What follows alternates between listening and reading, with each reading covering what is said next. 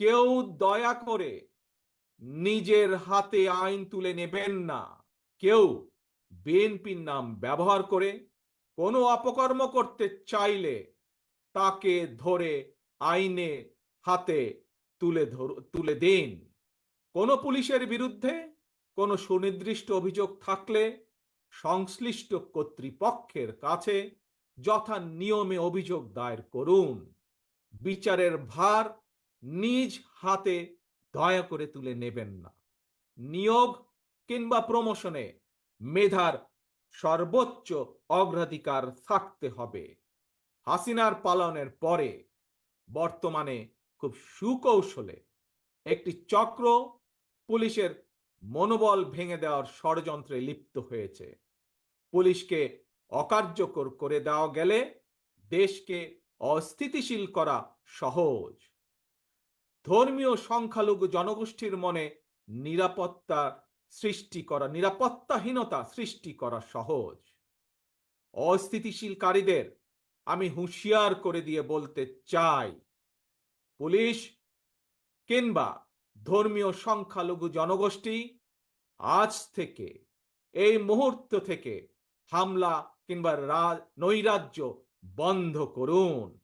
এমনকি কেউ বিএনপির নাম ব্যবহার করে কোনো অপকর্ম করতে চাইলে তাকে ধরে আইনে হাতে তুলে দিন। কোনো পুলিশের বিরুদ্ধে কোনো সুনির্দিষ্ট অভিযোগ থাকলে সংশ্লিষ্ট কর্তৃপক্ষের কাছে যথা নিয়মে অভিযোগ দায়ের করুন। দেশবাসীর প্রতি আমার বিনীত আহ্বান, কেউ দয়া করে নিজের হাতে আইন তুলে নেবেন না। প্রতিহিংসা, প্রতিশোধে লিপ্ত হবেন না দয়া করে।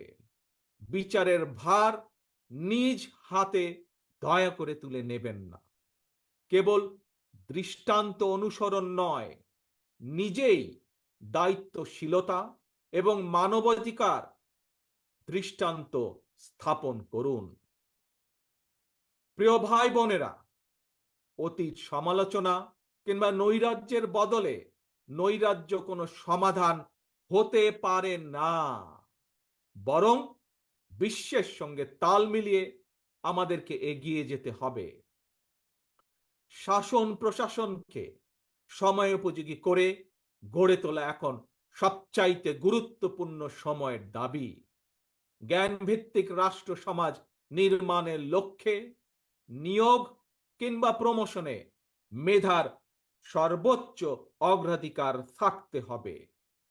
দেশকে আমদানি নির্ভর কিংবা বৈদেশিক নির্ভরতা থেকে বের করে আনতে হবে আমাদেরকে।